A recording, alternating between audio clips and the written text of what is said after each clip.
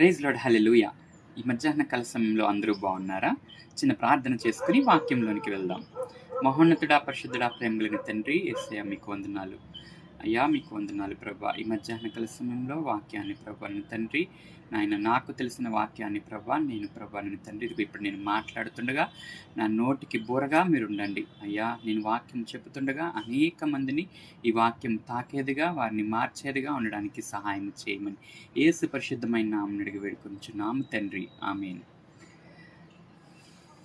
ఎఫెసీ పత్రిక 5వ అధ్యాయము 14వ వచనం. ప్రకాశించాలి. నేను ఒక 4 మాటలను మీకు చెప్పాలని ఆశపడుతున్నాను. మొట్టమొదటిగా ప్రకాశించాలి, రెండవదిగా సహాయం చేయాలి, మూడవదిగా విత్తాలి, నాలుగవదిగా ప్రార్థన చేయాలి, ఐదవది పోరాడాలి.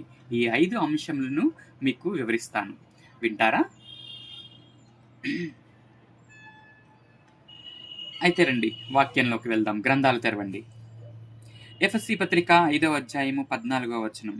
అందుచేత నిద్రించుచున్న నీవు మేల్కొని మృతులలో నుండి లెమ్ము, క్రీస్తు నీ మీద ప్రకాశించునని ఆయన చెప్పుచున్నాడు.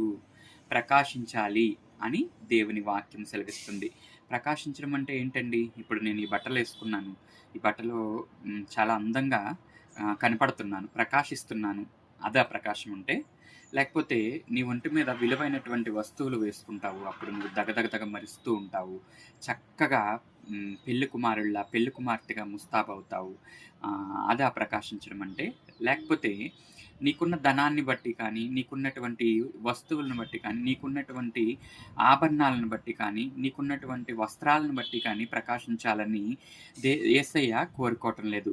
నీకున్న వస్తువులను బట్టి, నీకున్న అందాన్ని బట్టి, నీకున్న వస్త్రాలను బట్టి ప్రకాశించడం మంచిదే. నేను ఆ విధంగా ఉండొద్దని అనట్లేదు. కానీ దేవుని వాక్యం ఏమని సెలవిస్తుందంటే, అందుచేత నిద్రించుచున్న నీవు మేల్కొని మృతులలో నుండి లెమ్ము, క్రీస్తు నీ మీద ప్రకాశించునని ఆయన చెప్పుచున్నాడు.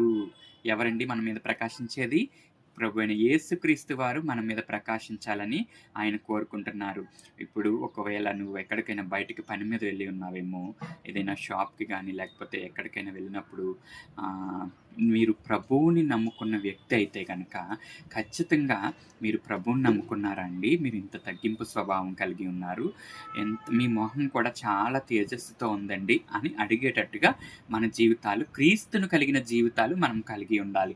మన జీవితంలో క్రీస్తును కలిగి ఉన్న జీవితం మాదిరి ఉన్నదా?